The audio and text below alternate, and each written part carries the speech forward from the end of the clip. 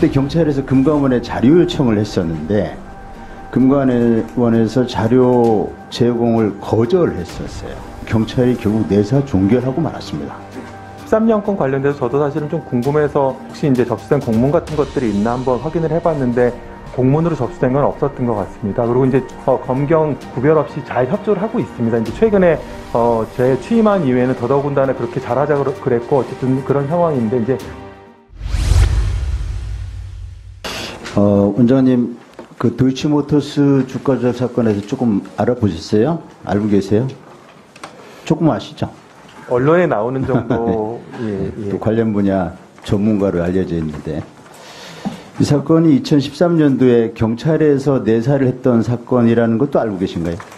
그것도 언론에 나온 정도는 맞습니다. 그때 경찰에서 금감원에 자료 요청을 했었는데 금감원에서 자료 제공을 거절했었어요. 거절한 이유는 검찰하고 우리는 거래한다. 검찰 통해서 해라. 그래서 자료 제공 요청을 이제 거절해가지고 경찰이 결국 내사 종결하고 말았습니다. 그때 경찰이 내사 종결하는 바람에 지금 현직 대통령의 부인 김건희 여사에 대해서 특검법이 주가 조작 관련 특검법이 발의돼 있죠. 아시죠? 특검법 발의돼 있죠. 접했습니다. 예. 네.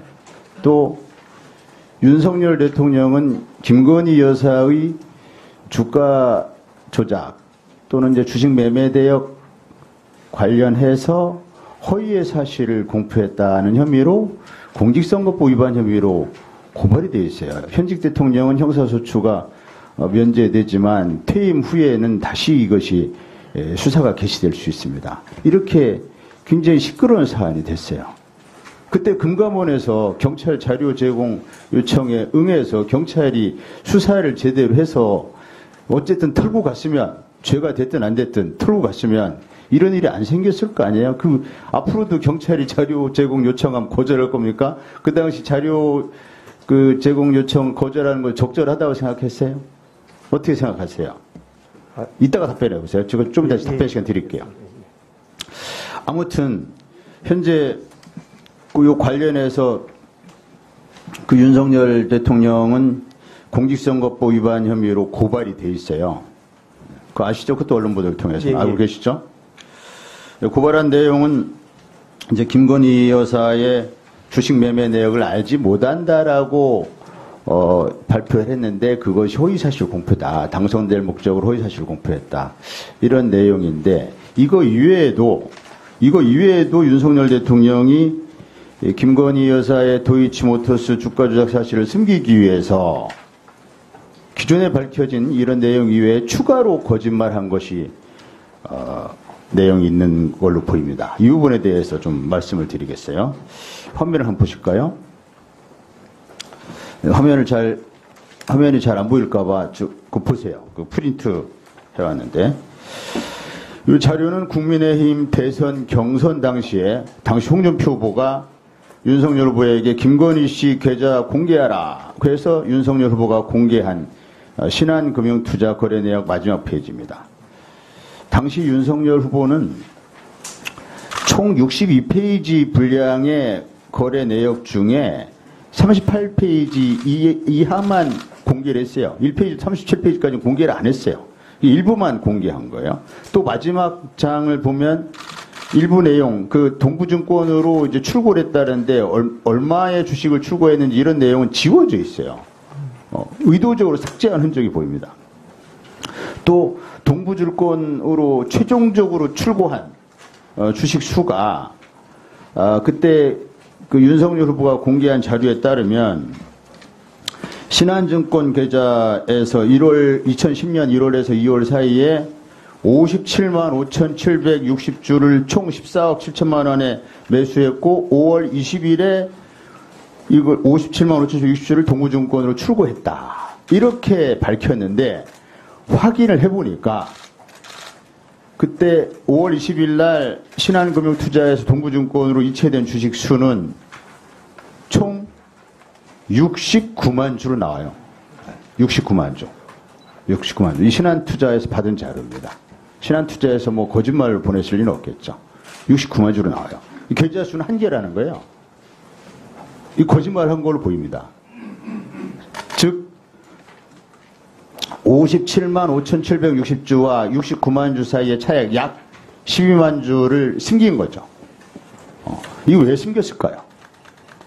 추정컨대 그때 해명하기에는 1월달 어느 시점부터 그 주가 조작 선수 이모 씨한테 1분 주세요. 이모 씨한테 그 일임을 해가지고 우임을 해가지고 그래서 난 잘 모른다 이랬어요. 그래서 1월부터 2월 사이에 그때 매수한 것이 57만 뭐 몇만 주 됩니다. 근데 동부증권으로 5월 20일 날 출고한 주식수는 69만 주예요. 약 12만 주의 차이가 있어요. 요거는 결국 2010년 1월 이전에 김건희 여사가 거래 또는 매수했던 수로 보입니다. 이 얘기는 이모 씨와 관계없이 김건희 씨가 도이치모터스 주식을 매수했거나 거래했다라는 반증이 되는 것이죠.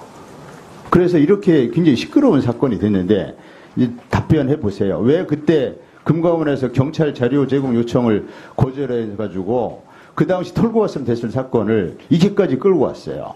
앞으로도 거절을. 지금 예. 답변해 보세요.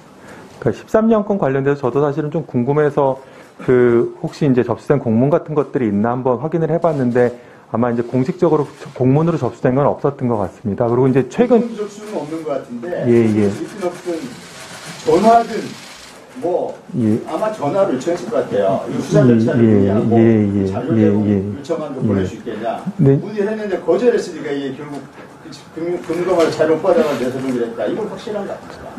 저희가 어쨌든 간에 금감원 이거에 대해서 앞으로는 뭐 전화든 뭐 공식이든 비공식이든 이 자료 제공, 수사기관이 자료 제공 요청하면 적극적으로 제공한다는 그런 답변이 있어야지. 예. 내용이 없다, 모르겠다, 공식으로 요청받은 게 없다. 이렇게 답변. 그런 취지는 아닙니다. 위원님 어떤 말씀이냐면 지금은 아시다시피 저희가 그 경찰에서 열심히 수사하셨던 디스커버리 펀드 관련된 건이라든가 그 전에 어쨌든 뭐 구체적으로 말씀드리긴 그렇습니다만 여러 건 관련된 것들 자료 요청해서 적극적으로 자료를 드리고 있고 검경 구별 없이 잘 협조를 하고 있습니다. 이제 최근에 제 취임한 이후에는 더더군다나 그렇게 잘하자 그랬고 어쨌든 그런 상황인데 이제 드리는 말씀 취지는 13년도에 이제 저희가 공문이 안 남아 있고 사람이 안 남아 있다는 취지고 이제 다만 최근에 저희가 이제 협조하는 그 당시에 그 자료 제공 거절한 거는 적절한 거였습니까? 이제 저희가 이제 최근에 이제 협조하는 어떤 프로세스를 말씀을 올리자면 필요한 경우 자료가 필요하면 아마 사전에 이제 전화를 통화할 수도 있고 내용을 협의할 수도 있을 겁니다. 다만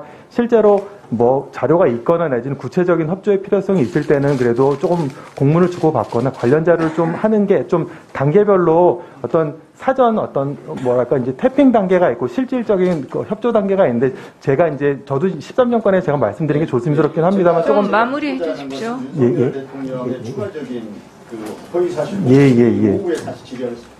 그거는 지금 말씀 아니 나중에 그렇게 하시죠. 하겠습니다. 예.